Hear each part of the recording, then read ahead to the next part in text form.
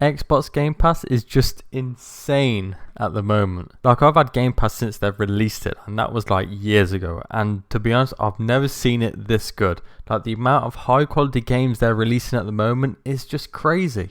Don't get me wrong, I've always liked Game Pass. I've always thought it was worth it and good value for money, but at the moment, it's just on another level. To be honest, I think this all started when Xbox bought out Blizzard and also Bethesda. This just allowed them to, like, obviously bring so much more high quality games to Game Pass. Like, we've just seen Oblivion Remastered, we've seen Expedition 33, you've got like pretty much all of the Call of Duties on there.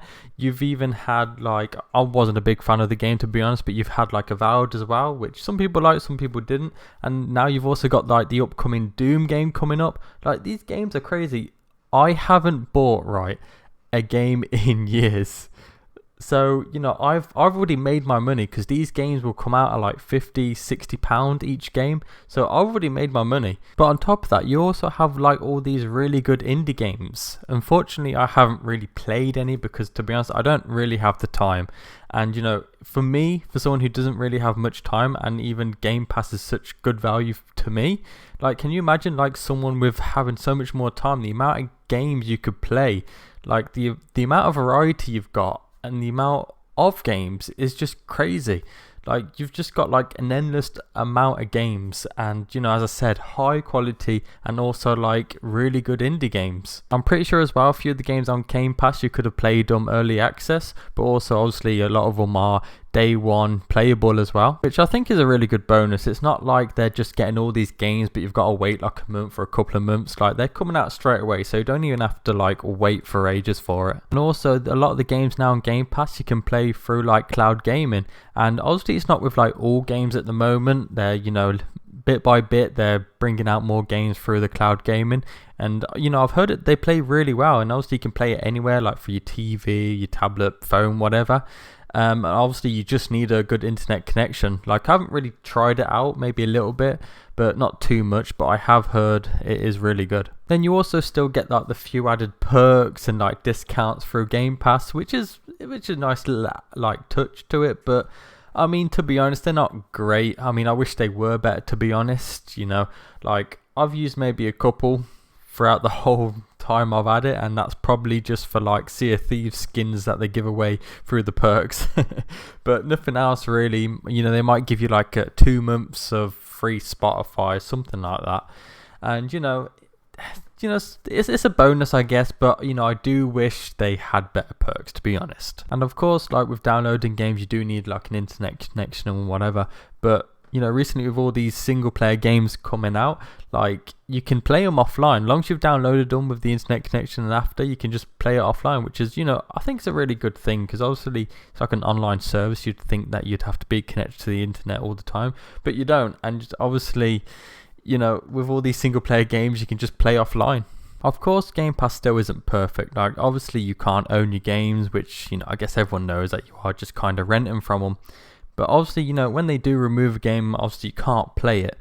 But, you know, sometimes they remove like big games. Like, you know, I think some of the small indie games, like, if they remove them, like, yeah, that's fine. You know, if you do want to buy it again, it's only cheap.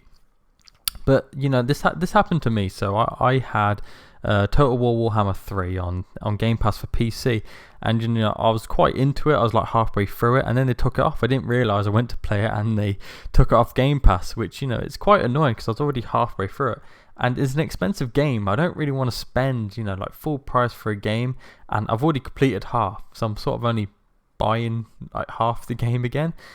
And, you know, I think the most annoying thing for me was that I got on Xbox first, and also I got all my saves on Xbox, but then, like, I would normally get it for Steam, so I don't know if they would carry on over, but I don't think they would. So if I bought it on Steam, my Xbox progress wouldn't carry on over to Steam.